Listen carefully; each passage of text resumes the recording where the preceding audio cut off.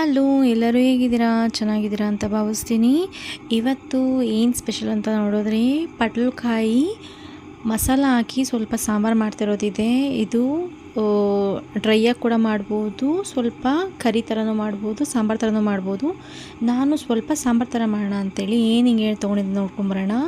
ನಾನು 2 ಈರುಳ್ಳಿ ತೊಗೊಂಡಿದ್ದೀನಿ, 1 ಬೆಳ್ಳುಳ್ಳಿ ತೊಗೊಂಡಿರೋದಿದೆ ಸಿಪ್ಪೆ ಸುಲ್ಕೊಂಡು, 3 ಲವಂಗ, 1 ಚಕ್ಕೆ, ಆಮೇಲೆ 2 ಇಂಚ್ ಆಗೋಷ್ಟು ಶುಂಠಿ ತೊಗೊಂಡಿರೋದಿದೆ. ನೆಕ್ಸ್ಟು 1 ಟೊಮೆಟೊ, 1 ಇಡಿ ಆಗೋಷ್ಟು ಕೊತ್ತಂಬರಿ ಸೊಪ್ಪು ಮತ್ತು ಒಂದು ಅರ್ಧ ತೆಂಗಿನಕಾಯಿ ತೊಗೊಂಡಿದ್ದೀನಿ.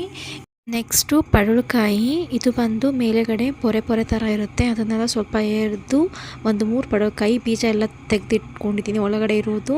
ಸೊ ವಾಶ್ ಮಾಡಿ ಹೆಚ್ಚಿಟ್ಕೊಂಡಿದ್ದೀನಿ ದಪ್ಪ ದಪ್ಪದಾಗಿ. ಈಗ ಕಡಲೆಬೇಳೆ, ಇದನ್ನು ಒಂದು 2 ಅವರ್ಸ್ ನೆನೆಸಿಟ್ಕೊಂಡಿರೋದಿದೆ, 1 ಕಪ್ ತೊಗೊಂಡಿರೋದಿದೆ.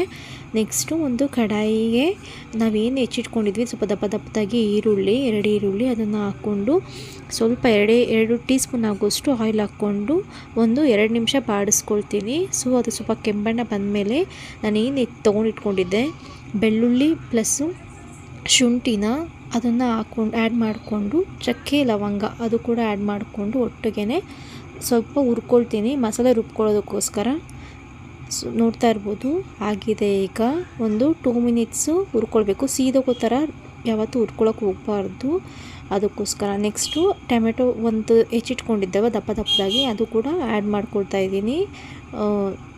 ಆ್ಯಡ್ ಮಾಡಿಕೊಂಡು ಹುರ್ಕೊಳ್ತೀನಿ. ನೋಡಿ, ಅದು ಮೆತ್ತಗಾಗಬೇಕು. ಹೈ ಫ್ಲೇಮಲ್ಲಿ ಇಟ್ಟು ಹುರ್ಕೊಂಡ್ರೆ 1 ನಿಮಿಷದಲ್ಲಿ ಮೆತ್ತಗಾಗಿ ಸ್ಟಾರ್ಟ್ ಆಗಿಬಿಡುತ್ತೆ. ಸೊ ಈಗ 2 ಸ್ಪೂನು ಧನಿಯಾ ಪೌಡರು, 1.5 ಸ್ಪೂನು ಖಾರದ ಪುಡಿ ನನ್ನ ಮನೇಲೇ ಮಾಡಿರೋದಿದೆ, ಅದನ್ನು ಆ್ಯಡ್ ಮಾಡ್ಕೊಳ್ತಾ ಇದ್ದೀವಿ. ಇದು ಎಲ್ಲ ರುಬ್ಕೊಳ್ಳೋದಕ್ಕೇ. ನೆಕ್ಸ್ಟು ಸ್ಟವ್ ಆಫ್ ಮಾಡಬೇಕು. ಕೊತ್ತಂಬರಿ ಆ್ಯಡ್ ಮಾಡಿದ್ದಾದಮೇಲೆ ಸ್ಟವ್ ಆನಲ್ಲಿ ಇರೋದು ಬೇಡ, ವೆಯ್ಟ್ ಮಾಡೋದೇನು ಬೇಡ.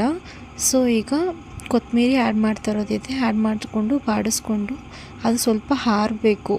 ಆರಿದ್ದಾದ್ಮೇಲೆ ಗ್ರೈಂಡ್ರ್ ಮಾಡಬೇಕಾಗುತ್ತೆ. ಸೊ ಅದಕ್ಕೋಸ್ಕರ ನಾವೇನು ಎತ್ತಿಟ್ಕೊಂಡಿದ್ವಿ 1-2 ನಿಮಿಷ ಆಗಲಿ, ಅದು ಆರೋಗುತ್ತೆ.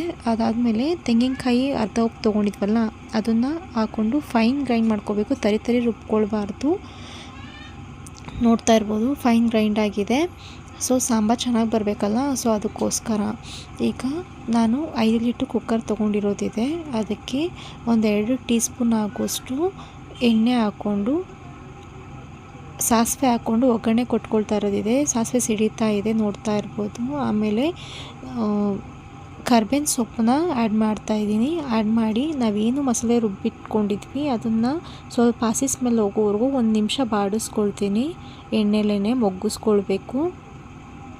ನೋಡ್ತಾ ಇರ್ಬೋದು ಅದು ಸ್ವಲ್ಪ ಎಣ್ಣೆ ಬಿಡುತ್ತೆ ಸೈಡಲ್ಲೆಲ್ಲ.